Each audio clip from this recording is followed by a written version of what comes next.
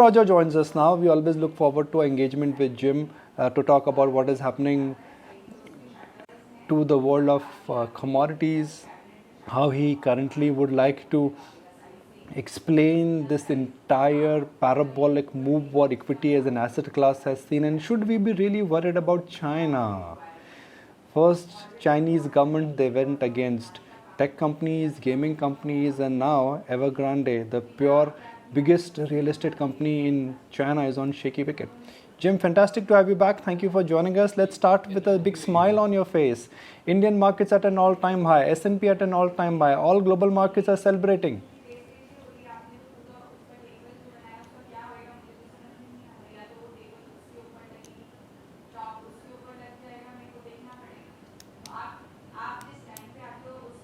Jim, is my voice reaching you?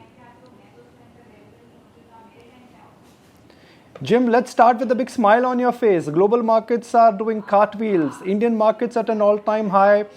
US markets at an all-time high. And suddenly, the bulls are feeling that they cannot put a foot wrong. E.T., I cannot hear you.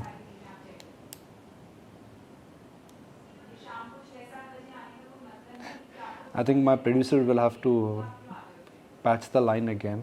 Just one of those days where we've got a bad connection. But meanwhile, Aisha, it's an epic bull market. Okay. Jim, let's get a reaction going from you with a big smile on your face. It's always good to have you back on ET now. Global markets are doing cartwheels. As of now, even though the market move has been extraordinarily strong, we've not seen a sizable correction. Why is that? Well, you say market is seeing a sizable, but I think it's India. India is the hot market. Isn't India the hottest market in the world this year? China is certainly not. America is certainly not. Has been, but is not now. I think it's India. It's because the Indians, once again, are showing how smart they are.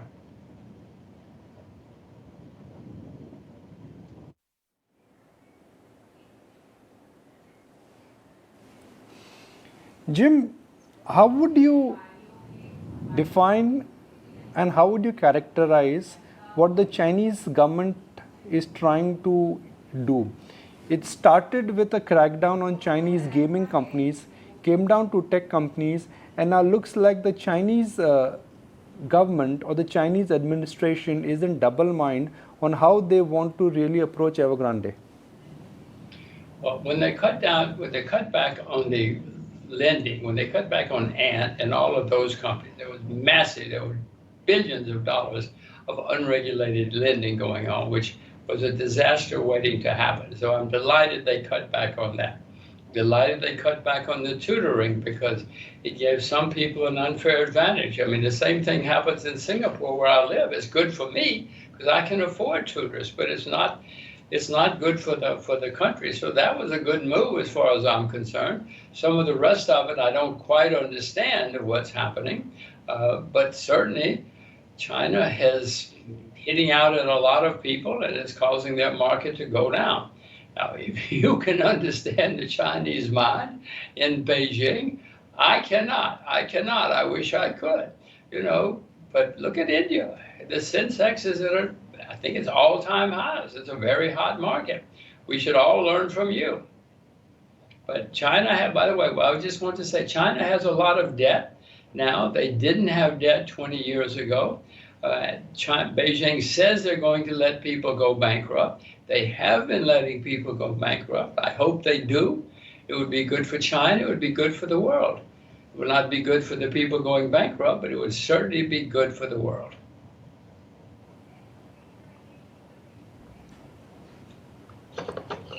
So Jim, what happens to global investors who bought into Chinese debt? What happens to global investors who bought into Chinese internet companies? China-dominated ETFs are also losing money. At what point in time the Chinese government's action towards tightening their economy and cleaning up their internal debt will start hurting global economy because China is too large to be ignored? Well, it's always good to do something about debt. I mean, we all know that, and China had no debt 25 years ago. Now they have built up a lot of debt. Beijing is right to try to do something about it, but it's going to cause, it got so big, it's now going to hurt a lot of people. If you own debt in a company that goes bankrupt, you suffer. You know that as well as I do. And China's going to learn that. I hope they let people go bankrupt, and I hope they clean up the debt situation. Yes, it's going to cause pain. But we all need it. We need to clean up the Chinese debt problem. You know, China had no debt ever. Well, not ever, but certainly not in the past 50 or 100 years for many historic reasons. Now they do. The government says we're going to let them collapse. I hope they do, clean up the debt, and then China and the rest of us can turn around and grow again. It's not going to be good for China or for the world when it happens, but if the government is correct and they mean it, you know, the problem is they don't know what they're talking about. They said we're going to let people go bankrupt, but they haven't had hundreds of people calling them on the phone in the past 50, 70 years saying, save us, save us, save us, because they didn't have people going bankrupt. Now they do. So let's see if they mean it. If thousands of people call up and say, you must save me, you must save me, you must save me, let's see what they do.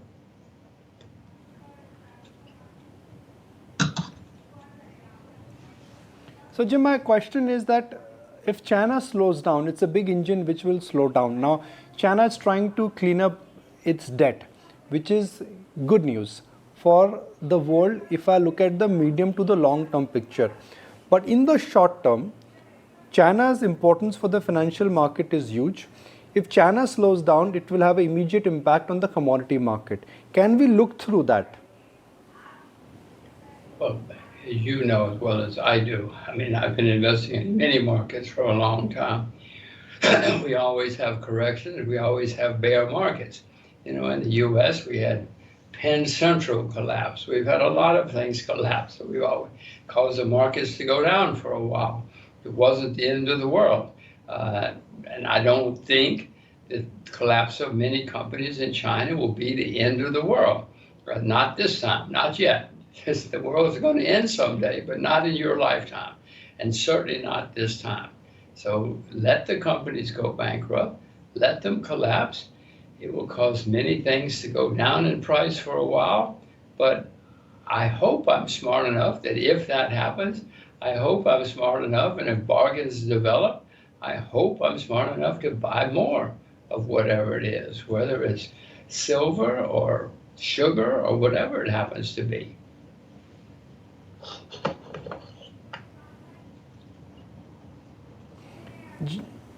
Jim, so I'm spending a lot of time trying to understand China because you understand the connection very well than anyone else.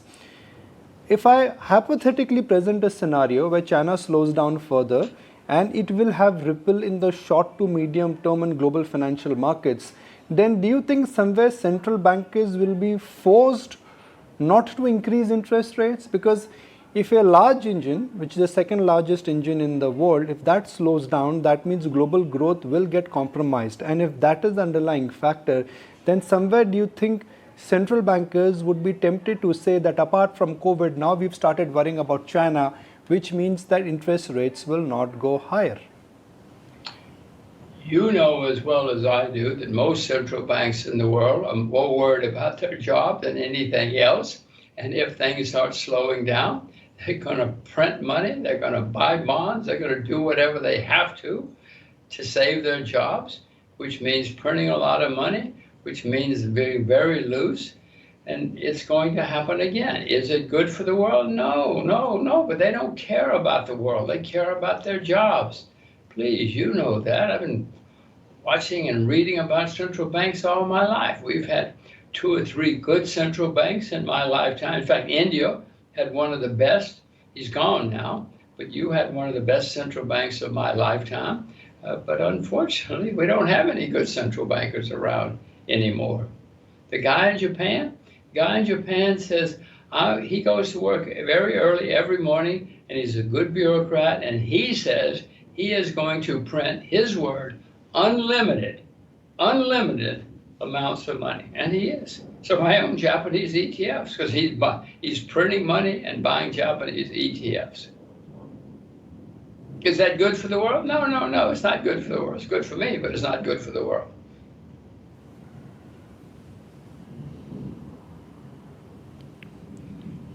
Are you still long dollar, Jim? When we spoke last, you said it may not be the most smartest trade in the world, but guess what, Nikunj? I'm long dollar. I am long dollar still. And the reason hasn't changed, but I expect there to be some turmoil down the road. It looks like it might be developing now. And in times of turmoil, people seek a safe haven, and they think the U.S. dollar is a safe haven. It's for historic reasons. It's not a safe haven, but people think it is. So I own dollars, yes. Now, if the dollar goes up during the turmoil, which I expect, I don't know what I'm going to do with my money then. It's harder and harder to find a place to put money that really is safe. I mean, maybe it's going to be silver. I don't know what it's going to be. I'm looking.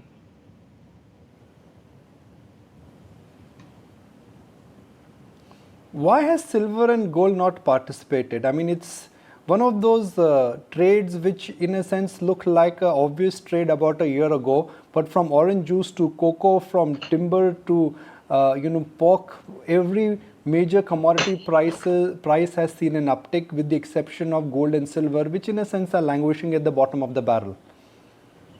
Well, silver has more than doubled in the last 12, 18 months. I'm not sure. I know for you, double is not so good. ET now, oh, you're accustomed to everything double and tripling every year. But silver has doubled. Gold has gone up a good amount in the last year or so, over 50%. For the rest of us, that's pretty good.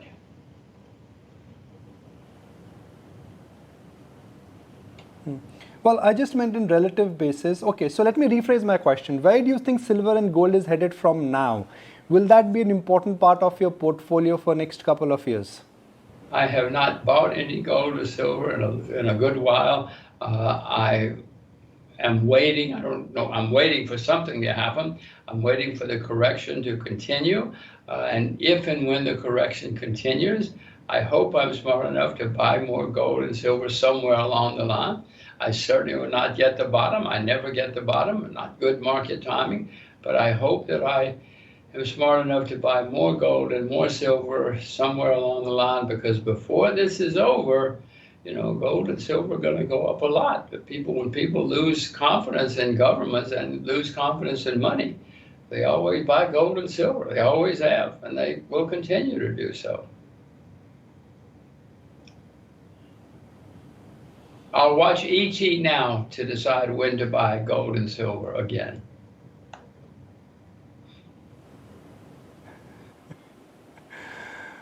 Well, Jim, my next question is, someone who's in late 20s or early 30s, and he says, look, I've got a 5-year view, I've got a 7-year view, and if I have to choose between gold and silver on one side and Bitcoin and other cryptocurrencies on the other side. Remember, Jim, we're talking about 5 to 7 years.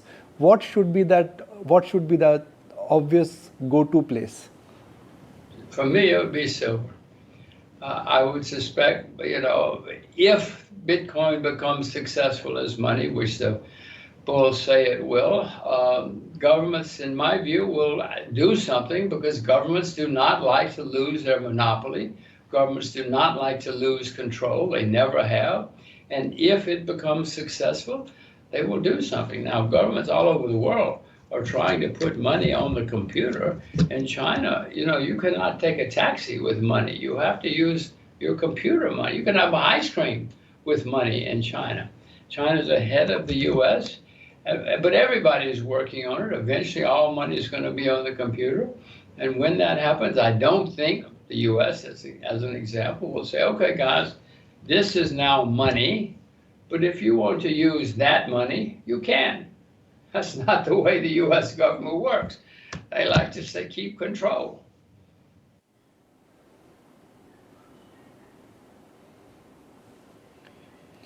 Jim, when we look at the bull market in US, it's a 10-year-old bull market. and yet chugging along. We've not seen such a long bull market in our history. What is the end game for the longest bull market in the history? It's actually since 2009, so it's actually nearly 12 years now, and it is the longest in American history. It doesn't mean it can't go on another 12 years. I doubt it. It never has. These markets have always ended. Bull markets have always ended after a while.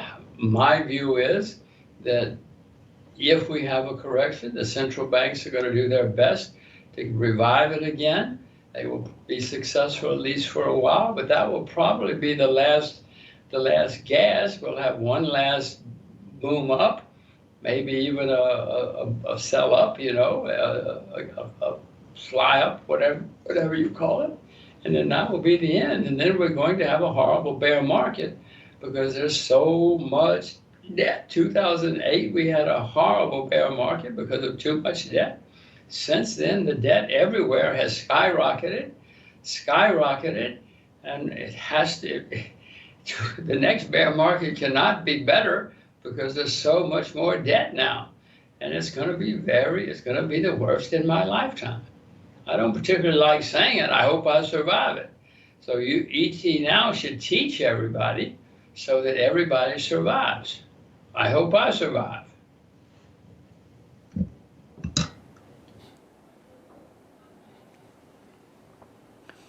So, Jim, you've been, apart from gold and silver, you've been very bullish on soft commodities, sugar, rice, wheat, and soft commodities have done exceedingly well. In fact, some soft commodities in last 1 year have not doubled, but they've also tripled. What is your view on soft commodities in particular? Well, if I had to buy one thing now, it would probably be agricultural commodities or silver. But no, it would be agricultural commodities. If I had to buy one thing in September of 2021, it would be agricultural commodities. Agriculture has been a disaster.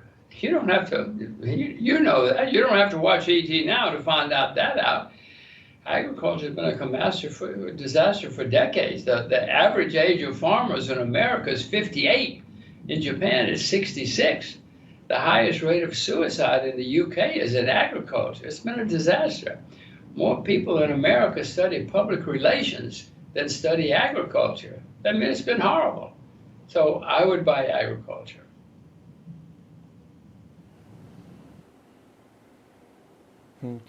Well, Jim has been making this point for many, many years now, just for the benefit of our viewers, that look at the number of MBAs in the world and look at the number of farmers in the world. And if you really count that, that will itself answer the question that why agriculture has been a disaster. So, Jim, anything specific which you like in agriculture? Because within the agriculture also there is this non-China agriculture commodity and there is this China-dependent agriculture commodity. Commodities like soybean or perhaps rice, they do have a very large role to play because of the Chinese connection. Have you learned to drive a tractor yet? Hello? Have you learned to drive a tractor yet? I told you to learn to drive a tractor, remember? Are you there? Yes. It's COVID time, Jim, in India, so maybe next time. Okay, well, please learn to drive a tractor and maybe even buy a few hectares and become a farmer. Maybe that would help you. Now, what I buy, there's an ETF on the New York Stock Exchange, an agricultural ETF, and it's simple, easy, and many studies have showed that if you buy the index, you will outperform most active investors. So I buy the ETF.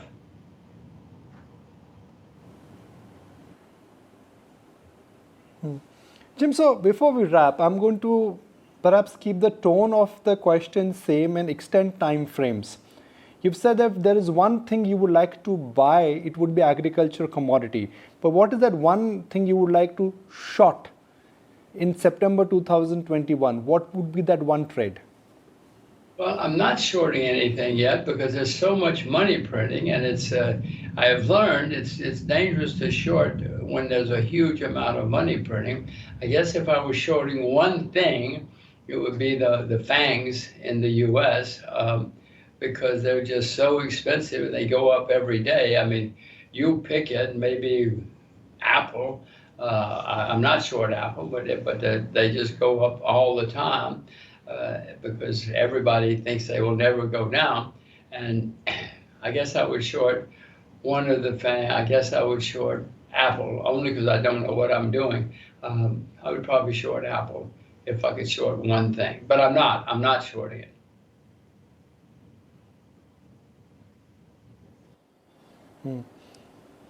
And just to wrap it up with one thought on real estate, Jim, because what we've seen in last 12, 18 months is that across the board, real estate prices have also gone gangbusters. Whether it is emerging markets or developed markets, whether it is smaller towns or whether it are large towns. In India, demand is coming back, pricing is coming back. Has that multi-year trend in real estate started again? Well, we do have a bubble in New Zealand, Korea, many places, parts of India, as you know, parts of China. Oh my gosh, certainly parts of China. So yes, that's partly because interest rates are so very, very low. And when it's the lowest interest rates in history, people like to buy property. But when interest rates go higher, property is going to come down because first of all, because prices have gotten too high. And second, interest rates will go higher again, and that's going to squeeze a lot of people. I am not buying property because I know what's going on. But if you can find property that's cheap somewhere, a good location and good quality, but certainly if you can find property that's in an agricultural location, oh, you're probably going to do very, very well. If you find property cheap, quality property in an agricultural location, you should buy some, and then you send me an email, and I'll do some research too.